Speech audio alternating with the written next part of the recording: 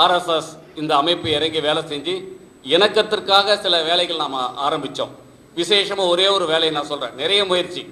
பண்ருட்டிக்கு பக்கத்தில் திருவதிகை அப்படின்னு ஒரு பாடல் பெற்ற ஸ்தலம், அப்பர் பெருமானுடைய சூளை நோய் தீர்த்த அந்த கோவில்.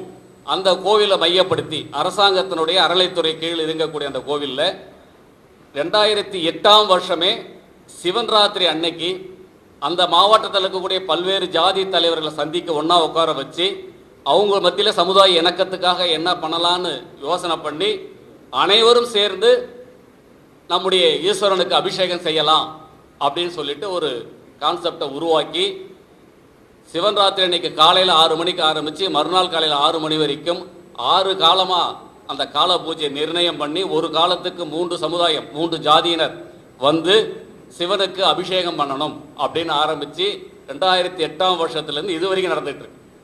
கடந்த பிப்ரவரி 1ஆம் தேதி சிவன் ராத்திரி அன்னைக்கு நடந்த பூஜை ஞாயிற்றுக்கிழமைக்கு வந்து சிவராத்திரி அன்னைக்கு பார்த்தீங்கன்னா 1.5 லட்சம் பேர் அந்த நிகழ்ச்சியில் கலந்துக்கிட்டு அவங்களே சிவனுக்கு அபிஷேகம் பண்ணக்கூடிய சூழ்நிலை.